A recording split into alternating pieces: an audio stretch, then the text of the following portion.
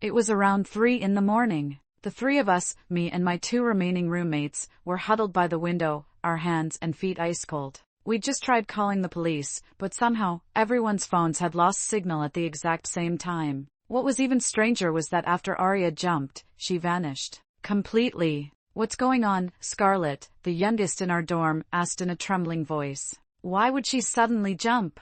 Didn't we plan to go for barbecue tomorrow?" Arya always had her weird rules, but she'd been the kind of friend who handled everything, big or small, in our dorm. So we tolerated her quirks. No one expected she'd go this far. "What's all that yelling about? Don't you girls ever sleep?" The dorm manager, woken by the commotion downstairs, had a booming voice that cut through the walls. "Go to bed right now. I'll see who's still awake. Your whole dorm's points are on the line." I heard some students trying to explain the situation to her, but she just snapped back, telling them there was nothing downstairs, that they were imagining things. And as she shouted, she sent a message in the dorm group chat. "I'm checking rooms now. If you're not asleep in 10 minutes, I'll start deducting points." The three of us exchanged terrified looks. "What do we do now?" "Let's just pretend to sleep for now," Brianna said, pulling Scarlett close and trying to sound calm. That was my plan too, until I turned toward my bed and, in the dim moonlight, noticed Arya's diary sitting on her desk.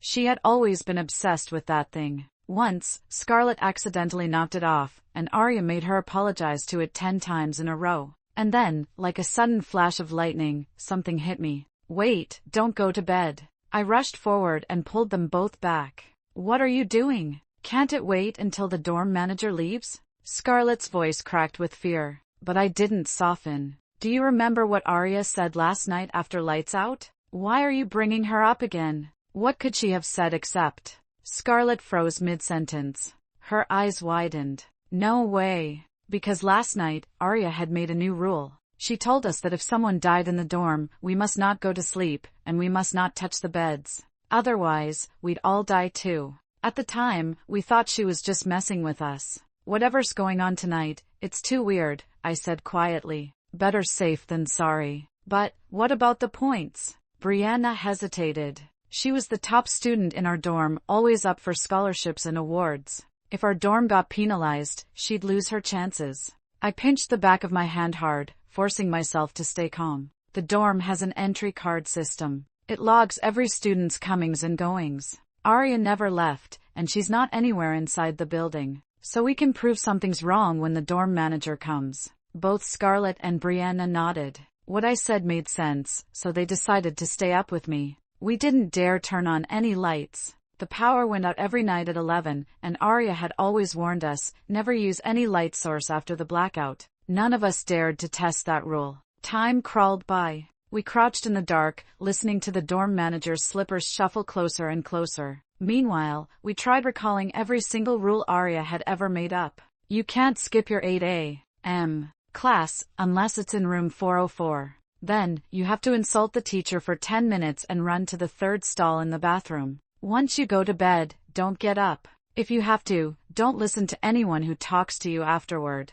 Snacks expire 5 minutes after opening. Don't eat them. If someone dies, don't say a word, but that night, don't sleep, and don't touch the beds. Phones are safe. If something happens, use them immediately. If you see something you can't explain, treat it as normal. But whatever you do, don't let it realize that you know it's not." We could only remember that much before the sound of footsteps reached our door. "What do we do?" Scarlett whispered, clutching my sleeve. "She's checking the next room. Then, it's ours." "Don't worry," I said, though my voice shook. "Once she sees what happened, she'll call the police. We'll be fine. If we can just make it till morning, we can drop out or transfer, whatever it takes." I crept to the door and peered through the peephole. The next second, I clamped a hand over my mouth and stumbled backward. "What did you see?" Brianna asked, panic rising in her voice. "A hand," I stammered, struggling not to scream. "No, quick! Block the door! Don't let her in!" I started pushing furniture against the door as fast as I could. "That's not the dorm manager out there, it's something else. It has a hand growing out of its leg." Scarlett burst into tears. Even Brianna, who was usually the calm one, took one look outside and went pale as death, rushing to help me block the door. "Scarlett," she said, her voice shaking, "Arya's right. I just saw it too. It tried to open the door." We piled everything we could find against the entrance until finally, the door wouldn't budge. Then the realization hit us all at once. It was 3 in the morning. There was no way the dorm manager would be doing room checks at this hour. And we were college students, she couldn't even force us to sleep. This whole situation was wrong. Maybe this was exactly what Arya had meant by not normal. Creak. Despite all our silent prayers that the dorm manager would just go away, she finally knocked on our door. And when she spoke, her voice sounded low and wrong, almost inhuman. Open up. It's your turn. 3. We glanced at each other in silence. No one made a sound. If the dorm supervisor couldn't push the door open, maybe she'd assume we were already asleep. But she kept knocking, without saying a word, each knock perfectly regular. Knock, knock, knock. Right then I would have preferred her to scold us. Anything would have felt better than listening to that steady knocking in the quiet dark. About 10 minutes passed before the knocking slowed and finally stopped. Footsteps receded into the distance. Is she gone? Scarlett whispered close to my ear. I could hear her breath coming fast. I shook my head and stayed silent, crouching as I moved toward the door. I wanted to peek and make sure she had really left. Scarlett was tiny and had a heart condition. If she stayed trapped in that oppressive silence, she might break down. Taking a deep breath, I climbed onto the pile blocking the door and put my face to the peephole. 1,000 horror movie scenes flashed through my head. Maybe there'd be corpses and blood outside, or maybe when I looked out I'd meet a pair of black, bloodshot eyes with no whites showing. My eyes met the peephole and my palms and the back of my neck broke out in cold sweat. But luckily, there was nothing there. Under the emergency light in the hallway I could clearly see the corridor was empty. I let out a breath and turned to tell them the good news.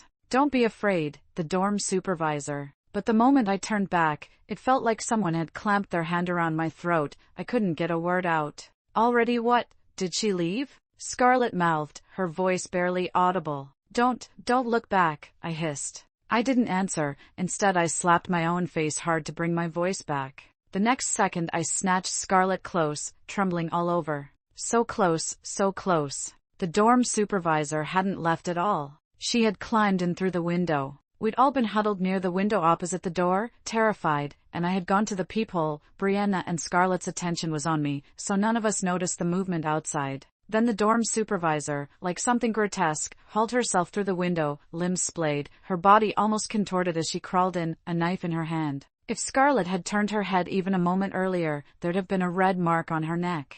Brianna reacted fast. She didn't look back but sprinted over to me. I watched the dorm supervisor swing down from the windowsill and take step after step toward us. Moonlight struck her old face, making every expression thunderously clear. Anger, twisted into something warped. She kept coming and, in a hoarse voice, said, "You're in the dorm. Why didn't you open the door? Why aren't you sleeping?" 4. Even without turning, Brianna and Scarlett understood what was happening.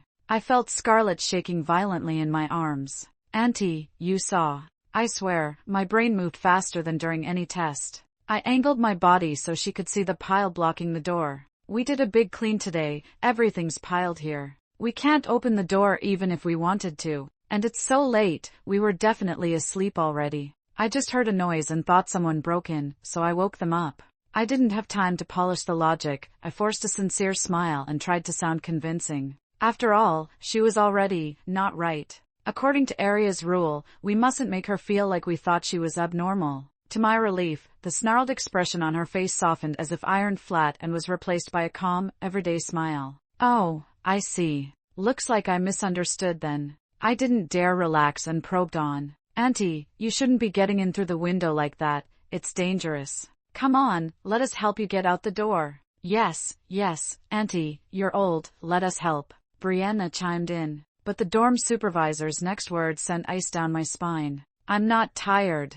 I can go through the window. But before I go, you must let me see you sleeping, okay? And this student, why so rude? Not even looking at me." She pointed at Scarlett in my arms. "Don't tell me, you think I'm not normal, do you?" When she said that I saw her face shift again, and the hand growing from her leg started twitching restlessly. Scarlett, always jumpy, normally couldn't sleep with the lights off. She kept a little lamp inside her bed curtain. In this situation, "I'm sorry, Auntie." Her voice broke with crying and startled me. Then she squeezed my hand, glanced at me, and turned away. She was a mess of tears. "Wha? I just broke up. I can't sleep. Please don't force me," she sobbed. I wiped my palms. Her reaction was normal, but I didn't know if the creature would be angered by it. Thankfully, the dorm supervisor resumed a more normal tone, somewhat scolding. You child, don't act like your world's ending over a breakup. Sleep better and your skin will clear up, there's plenty of fish in the sea. Really? Scarlett cried harder. But he said I was too pretty. Well, I'm so beautiful, what did I do wrong? I have to make him explain himself. Scarlett pulled out her phone and started furiously typing. If the atmosphere weren't so eerie I might have laughed. She'd never been in a relationship and she was putting on quite the show. Brianna tugged my sleeve and pulled out her own phone, motioning me to look. In our small dorm group chat, Scarlett had typed just a few words. Aria's rule. Look at your phone. Right. Aria had said phones were safe. If necessary, use your phone. I echoed Scarlett and shouted, yeah, we'll tear that jerk apart for you, Scarlett. 4. The situation was surreal, some creature posing as the dorm supervisor standing in front of us, and the three of us furiously on our phones. Since we pulled out our phones she'd stopped speaking, just standing there, face dark, watching us. I grit my teeth and kept talking to her. Auntie, aren't you leaving? You want to join us in tearing him apart? Go ahead and deduct the points, scores don't matter compared to my friend's happiness. Brianna raised her voice too, trying to bluff bravely. The creature didn't react, the hand on her leg writhed more and more, and my fear spiked again. Was it useless? She really hadn't said another word. Useful? She was mutating before our eyes. You kids really don't listen, do you? The dorm supervisor said slowly, lifting the knife and pointing it at Scarlett. Was it really useless? Suddenly, something snapped in my head, some strange images flashed through my mind, and an insane idea formed. Time was running out. I yanked Scarlett behind me and edged closer to the dorm supervisor. Auntie, what do you want? I asked. I told you, sleep, or else, she rasped. But sorry, you're not one of us. I don't need to listen to you. I spoke with contempt. Besides, who gave you the right to disturb us at this hour? Believe it or not, I'll complain about you. She exploded in fury and her mutation accelerated. Not listening? Students who don't obey the school, what do you expect? Our school doesn't need students like you, go die if you want. A crazed smile spread over my face. I was ready. When she lunged at me, I shut my eyes and lifted my phone toward her. 5. Clara, really, I owe you so much. Scarlett leaned against me, her eyes full of admiration. I glanced at the smashed door and rubbed the strange throbbing between my brows. When I had pointed my phone at the dorm supervisor, she didn't stop mutating. If anything, she went even more insane. Countless hands had grown from her legs, each one holding her ankles like broken limbs. But she didn't attack us. Instead, she took a terrified step back, smashing all the objects blocking the door and bursting out. Yes, I had relied on another rule for safety. After getting up at night, do not listen to any outsiders. My thought was, since looking at the phone didn't work for us, maybe the look at the phone instruction applied to the monster. But it was just a guess.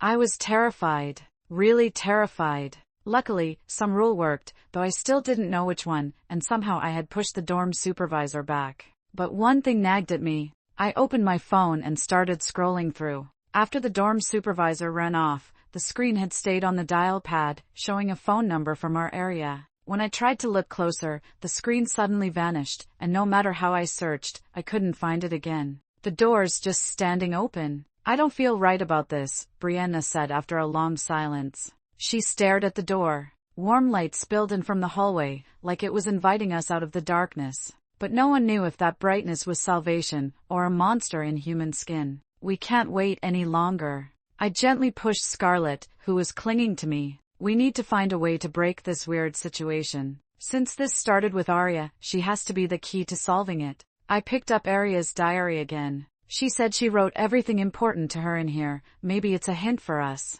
Oh, right. Let me help light it up. Scarlett's voice carried excitement as she turned on her phone flashlight. I took a deep breath and opened the first page. September 2021. We had just started reading when the light suddenly dimmed. Ah, my phone's dead. That can't be. It was 66% just now. Scarlett frowned. Quick, use mine. Brianna frantically tried to turn on her phone. But soon, her expression turned serious. No, my phone's at 1% too. That wasn't right a moment ago. I checked my own battery, same thing. Something's stopping us. A thrill ran through me. Maybe we were on the right track.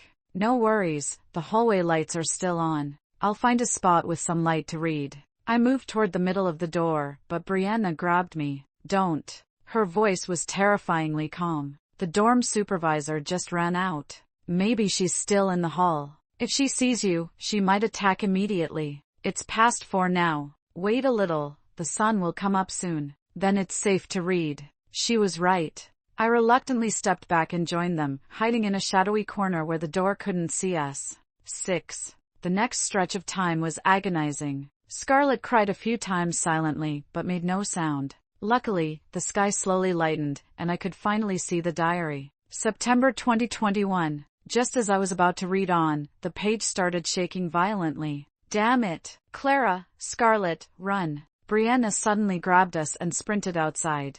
We were interrupted after only the first line. Brianna, what are you doing? Scarlett protested. Look at the time. You're about to break the rules.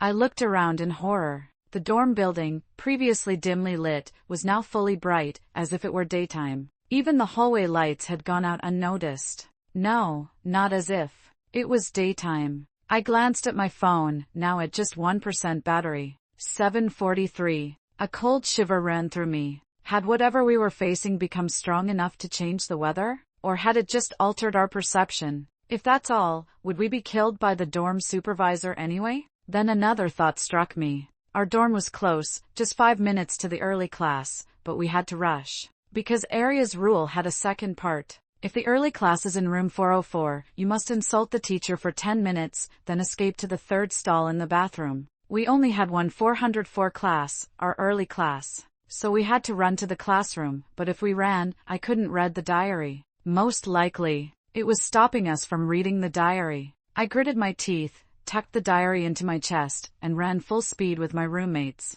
If it was that important, I was going to see it. 7. We almost ran to the teaching building with a death wish. The 5-minute walk took us only 2. We got on the elevator and soon reached room 404. Something crazy might happen, being scolded, punished, or things we can't even understand. But no matter what, insult for 10 full minutes. The clock is on the wall by the door, use it as a timer. If you run out of words, just improvise. Curse every ancestor it has for a while. I stared at Scarlett and instructed them gravely. When she nodded firmly, I pushed the classroom door open. As soon as I saw the classroom, strange, familiar images bounced around my head. No time to dwell. I focused on the smiling teacher at the podium and shouted, "You idiot!" 8. To be honest, I was terrified, and the only way I could keep cursing was by imagining some patriotic justice fueling me. So I decided to picture the teacher as someone with a deep, blood-soaked grudge. But the situation was insanely bizarre.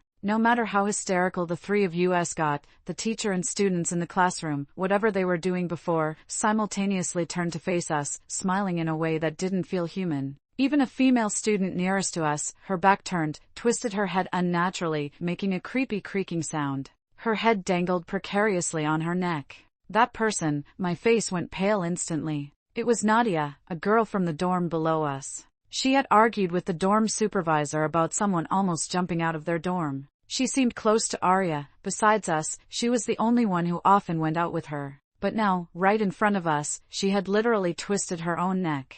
I felt Scarlett's voice shrink, so I stepped back and gripped her hand tightly. Thinking of apologizing now? Even 7 more minutes of apologies won't help, I reminded Scarlett silently. She was standing too far back to see the clock and was practically blind, making her nervous. Scarlett responded in the same careful way, and we managed to survive another minute. Just when I thought it would continue like this safely, the classroom shifted subtly. The students facing us slowly twisted their heads back and began whispering among themselves. Their voices weren't quiet, but to my ears, it sounded like incomprehensible gibberish. Then, a few girls in the back suddenly stopped talking and started walking toward us. They held knives, just like the dorm supervisors. Their uniforms were bizarre, smeared with blood and dust. I shivered, holding my roommates behind me, ready to push them out if needed. Step. 2 steps. The smiling girls seemed to enjoy a cat-and-mouse game, walking slowly. And then it got worse.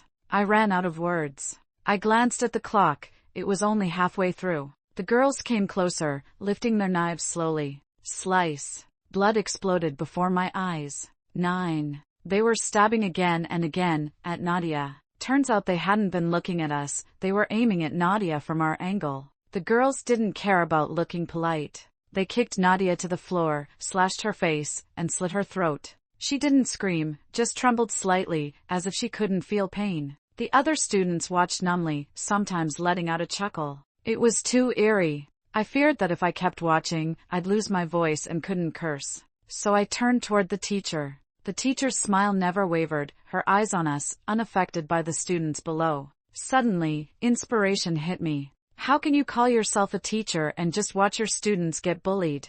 I shouted.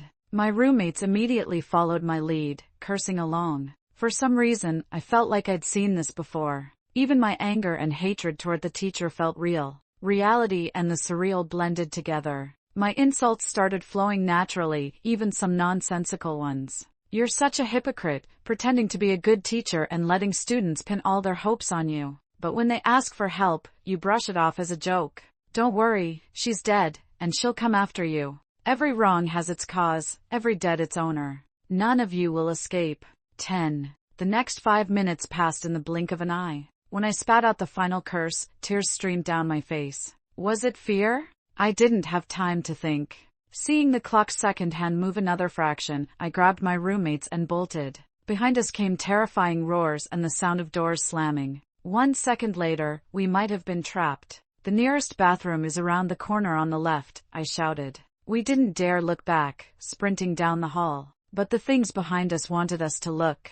Countless familiar, or strange, voices screamed. Help! My stomach hurts. Please take me to the nurse. Clara, help me. I fell and it hurts so much. Grandma's here. Here's your favorite meat bun. Ow. You're running the wrong way. The bathroom is behind you. Sounds of canes slipping, bodies hitting the floor, Brianna screaming, chaos and terror all mixed together. Thankfully, no one looked back. We burst through the bathroom door. The third stall was right there. Scarlett went in first, then Brianna. But just as I was about to follow, a pair of tiny, pale hands slammed the door shut from nowhere. No matter how hard the other two tried to push or knock, it wouldn't budge. I was trapped outside. 11. Behind me, there were beast-like roars. In front of me, the door was tightly shut, and a pair of eerie hands appeared. I noticed the hands were coming from the bottom of the stall next door. This row had 6 stalls, and counting from the back, the hands came from the third one, the same as the rule. Bang! The sound of the main door colliding. No doubt about it, the thing behind me had followed in. I glanced at the stalls again. Brianna and Scarlett were pounding on the third stall from the front, but it was useless. The pale little hands slowly withdrew. The door they came from opened just a crack, as if inviting me in. What choice did I have? In a flash, I made up my mind. Gritting my teeth, I ran straight into the stall with the pale hands and slammed my body against the door. The thing behind me had to be terrifying, otherwise, Arya wouldn't have made a separate rule just for it. I could not be caught. Bang, bang, bang, bang. Almost instantly, terrifying sounds pounded on the door behind me. I could feel it vibrating and warping under my weight. Strangely, no matter how violently it hit, the flimsy-looking stall door stayed firm. Not a crack. Arya's rule had worked again. But I couldn't relax. I was now sharing a stall with a creature not even mentioned in any rule. I slowly moved my gaze from the door to behind me. Nothing. No twisted hand-covered monster, no cannibalistic ghosts waiting. The pale little hand seemed to have only invited me in, and then it vanished. But this was a good opportunity. No one was disturbing me now, and I could finally look at the diary. I pulled the small diary from my chest, now damp with my sweat. Snap. Just as I was about to turn to the first page, a sharp pain shot through my hand. I lost control and dropped the diary. It rolled across the floor, almost falling into the drain. It was that little hand. Its true form seemed to be just 2 hands, now hovering carefully near the diary, standing beside it. I crouched and stepped back, hugging the door, slowly reaching for the handle. If it attacked, I'd open the door immediately and take it with me. But the little hand didn't seem aggressive. It pointed a finger toward the trash can. I glanced inside. It was full of crumpled paper, normal white writing paper, not toilet paper. You want me to open it? I asked cautiously. The hand seemed happy, still pointing at the trash, hopping around to avoid the diary. I slowly bent down and picked up a paper ball. Seeing my caution, it drooped slightly, then vanished. It didn't want to hurt me? With that question in mind, I opened the first sheet. You have no time. Blood-red letters screamed at me, the exclamation mark almost tearing the paper. It was Aria's handwriting. I didn't hesitate, opening the rest of the paper balls in the trash. She was attacked by beasts, beaten until her heart failed. Her child became a vengeful spirit, forever trapped where she died.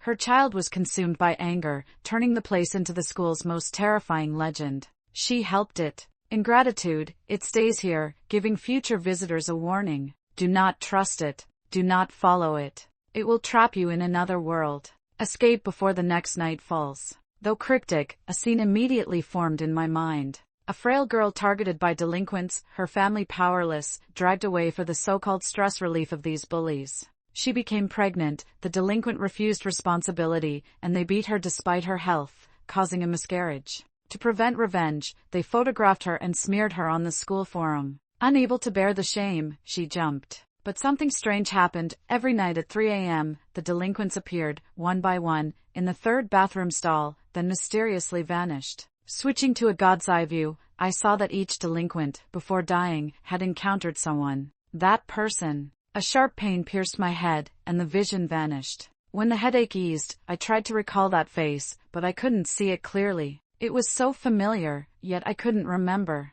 The last it is not the same person as before. So, who is it? Was it the thing that had been stopping me from reading the diary? I guessed that the pale little hand might belong to the frail girl's child. It had been redeemed, so it meant no harm to me. So, how do I escape?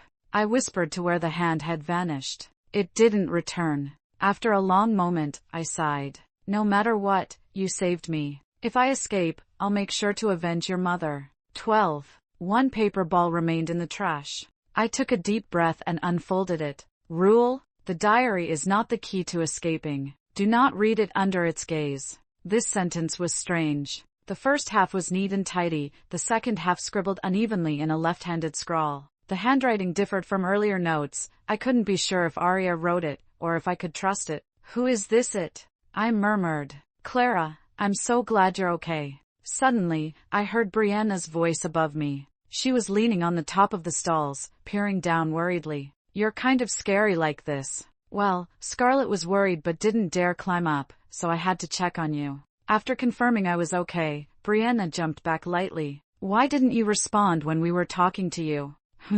I was certain I hadn't missed any sounds, even the footsteps of the monster leaving outside. Had the paper balls and the little hand tricked me? Come out and talk, I said, shivering, picking up the diary and stepping out. The bathroom was a wreck. The monster had smashed everything trying to find us. Brianna and Scarlett emerged from the neighboring stalls. What were you saying? Nothing much. Brianna found some paper balls in here and we were worried about you. Brianna read each ball aloud instead of giving them to me. I caught a glimpse of the handwriting and shivered. There is a ghost baby in this bathroom. It loves to steal souls. If you trust it, you will never leave. Survivors, try leaving through the school gate. The school has become a nest of legends. Leave.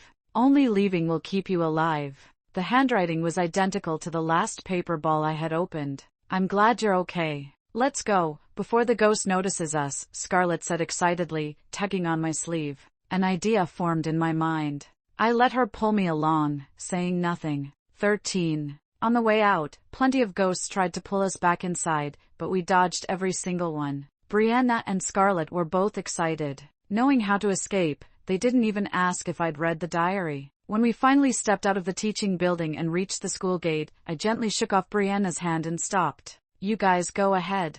I want to check the dorm one more time. You're crazy. We can escape now. Why go back? Scarlett exclaimed. I'm worried something might happen at the school gate. You have a heart condition. I want to grab your medicine first. I've run all this way, and my heart hasn't acted up. One little trip outside won't hurt. I stared at the big iron gate. Beyond it, the world seemed normal, vendors calling out cheerfully, people walking by laughing and chatting. The sun shone warmly from the west. Such a normal world was a huge temptation. What if there's a ghost waiting right outside the gate? Are you sure you can handle it? I'll go back alone. You two wait here. I want all of us to leave safely together. Scarlett was so touched she started crying and wanted to come with me, but I refused. Wait here. If I don't return in 15 minutes, you leave immediately. I'll go with you, Brianna said, suddenly grabbing my left hand. She had been quiet all along. If you insist on going, the dorm isn't safe. We'll have each other's backs.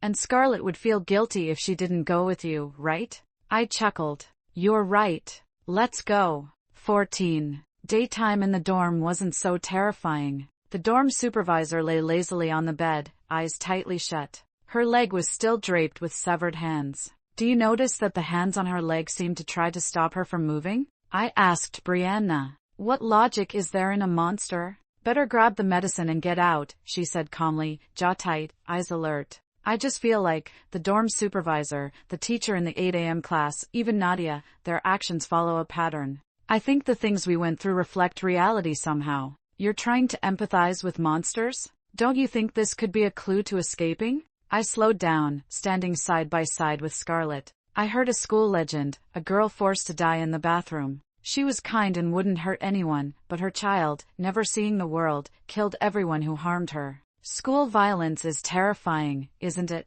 Yes, but how does that relate to us? Just legends, Brianna said, her back unchanging, tone slightly impatient. Clara, why can't you just say it? You think Scarlett and I aren't scared like you?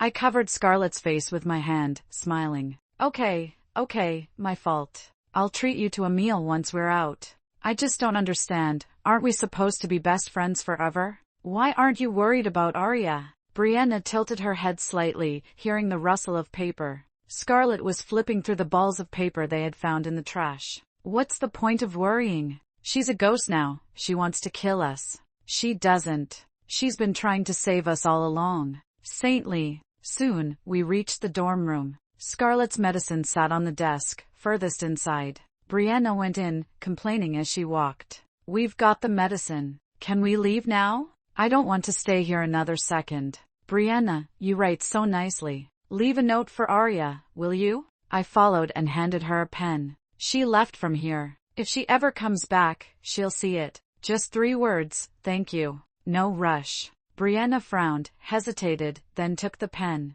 Her handwriting was elegant, neat, with a style of its own. Done? Yes. Now I'm completely sure. Sure of what? You didn't get possessed, right? Coming out of the stall. Clara, Brianna began, but I grabbed her suddenly, leaping down from the floor above. Scarlett screamed frantically behind us. I glanced up. Her skin had sunken, scars covered her body, and I could faintly see her organs swaying inside her belly. Her eyes were full of unending sorrow. 15. Time seemed to slow down. Even though we fell together, we should have died in seconds. But we didn't. You've been lying. You already knew, Brianna said, her voice chillingly calm. Not entirely. Before the bathroom, I still thought you were my good roommate. But, as long as you were here, I couldn't read the diary. So I thought, if you don't watch me, maybe I could read it? So you wanted to drag me to death? You know this is my dream. Why hadn't I realized sooner? How could it suddenly turn from midnight to day? How could Scarlett, with her heart condition, survive all the scares and running? Humans can't just turn into ghosts. Everything here changed with my fear. Once I realized it was a dream, I could even slow down the fall. Of course, that was only an attempt. Earlier, I tried to drive the ghosts away and restore the world, but it didn't work. 2 outsiders were influencing my dream. They could affect it too. Hearing me, Brianna began to laugh maniacally. Of course, Clara. My employer told me you're smart. But what good is that? As long as I'm here, you'll never escape. In 10 minutes, you'll be trapped in this world forever. Like last night, time sped up.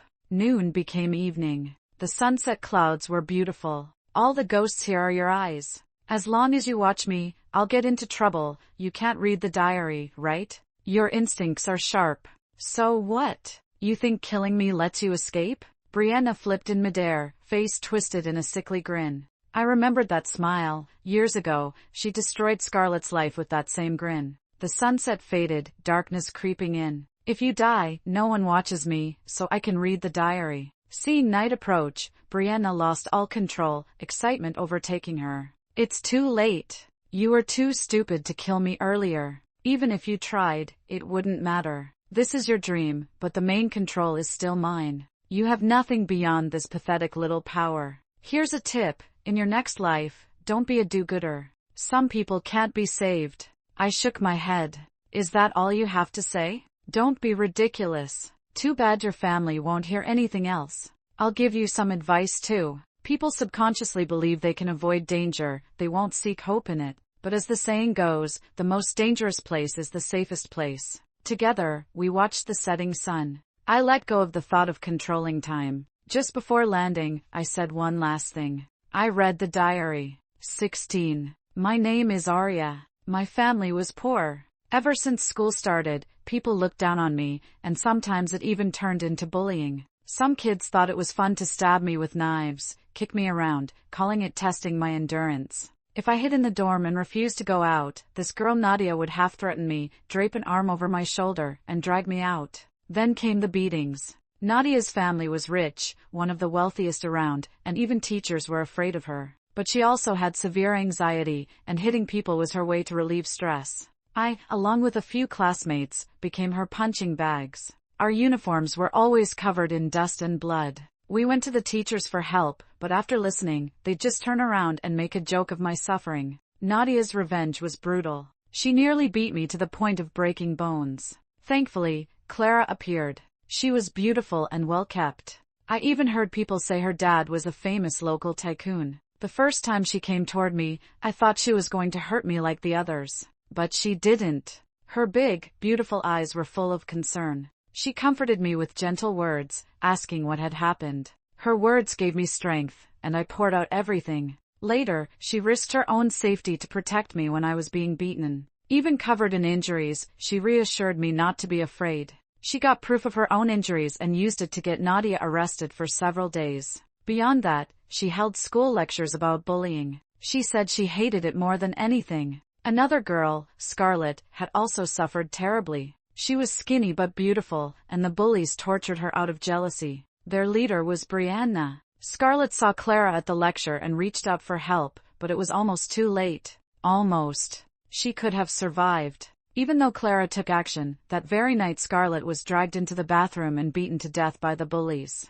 Her unborn child was cut out alive. I saw all of it, because Nadia, hating Brianna, forced me to get close to her. But I only dared watch from afar. I didn't have Clara's courage. Clara found out and was furious. I don't know how, but she somehow got all those bullies imprisoned. That was a relief. At least with Clara around, they wouldn't dare act recklessly. But I was wrong. When I went back to my hometown, I saw Brianna, who should have been in prison, talking with an old monk. I hid and listened from a distance. What I heard made me shiver. Brianna had teamed up with some bullies Clara had dealt with and implanted a small vengeful ghost into Clara's body. This tiny ghost was vicious. It would trap the host in endless nightmares, over and over, even through death and reincarnation. I couldn't let someone who did good be heartbroken. Shivering all over, I ran home and begged my grandfather for help. Even though our family was poor, we had some old, mystical formulas passed down through generations. Grandpa told me that to save Clara,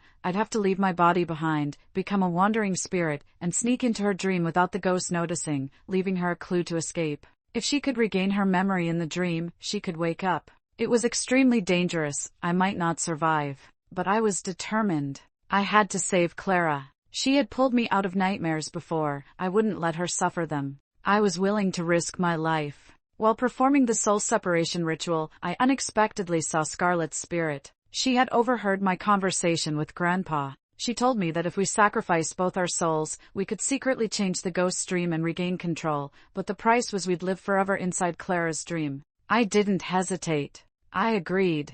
With Scarlett and me interfering, Clara, Scarlett, and Brianna became dorm roommates in the dream, and we twisted the dream into a horror version of Clara saving us. Even Brianna's ghost got affected, sometimes normal, sometimes not. I secretly enjoyed it. Maybe living with her like that, we could become friends. But I couldn't linger in comfort. I had to die immediately to avoid alerting the small ghost. Luckily, I'd always acted a bit crazy at school, making weird rules, so adding a few more didn't arouse suspicion. Don't approach anyone who dies near a bed, the cycle began. Clara, be careful. Insult the teacher at 8 a.m. in 404. Remember? That teacher watched me get beaten but blamed me. You cursed her for 10 minutes. Don't trust outsiders. Nadia pretended to be my friend, but it was just an excuse to drag me out. Play on your phone. You hated numb people ignoring bullying. You even taught me I could report it. Don't reveal abnormal behavior. Brianna isn't always aware. Don't let her see you know clues. Don't eat snacks. Brianna poisoned someone for you. I also put my soul into the diary. If Clara opened it, she would immediately regain her memory. But I would die. Unfortunately, the ghost posing as Brianna was clever. It ordered itself to prevent Clara from seeing the diary, awake or asleep. Luckily, Scarlett brought her child. That little one, full of righteous anger against bullies, still fled from innocence. Scarlett had paid a heavy price too. Things went smoothly. Although Brianna watched Clara, she was smart enough to notice our hints. The ghost couldn't fully manipulate her mind. She recognized our handwriting differences, realized the ghost was left-handed, and understood Scarlett's hints. All the ghosts were controlled by the small ghost. Scarlett was a ghost too. On the way back to the dorm, she distracted the ghost and secretly opened the diary. Her memory returned. Her eyes blazed with hatred toward the ghost. She jumped from the dorm with the ghost. The ghost would die, but she wouldn't, because she was awake. She controlled the dream now. I was overjoyed. Clara was safe. She would forget everything, escape healthy, and help others in need. It felt so good.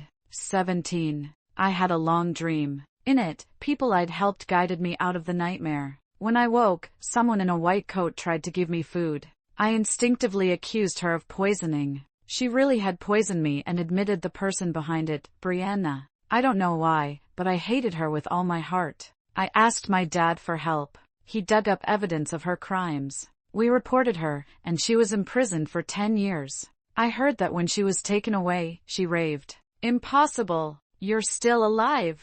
You think having money makes you powerful? You deserve to be punished. I truly hated her. Seeing her like that gave me a dark satisfaction. I also learned that a girl named Arya I had helped had died. It hit me hard. Why? Why did I feel like she should have been my friend, even though we barely interacted? I visited her grandfather. The frail old man looked at me with love, as if he could see his granddaughter through me. He gave me a note. I recognized the handwriting immediately. You are a good person. Keep your heart true and help more people. Society needs you. Grandpa said Arya had left it for me, knowing I would come. I gave him a large sum of money, but he refused. A week later, he died peacefully at home, smiling warmly. I found an old notebook with mystical magic inside. One warning said, the soul separation ritual sacrifices your life and your family's. Use only if absolutely necessary. A sharp pain hit my head, like I was trying to remember something. But I couldn't. I was overwhelmed with grief. We held a grand funeral for Arya's grandfather. Later, I kept helping bullied students. Concerned some hotlines were unreliable, I personally founded an anti-bullying group. In just 1 year, I helped tens of thousands of children. It was exhausting, but worth it. These kids deserve to bloom in the sunlight, not wither under cruelty. I often dream of Arya. She always tells me, keep going, Clara. And I always reply, thank you.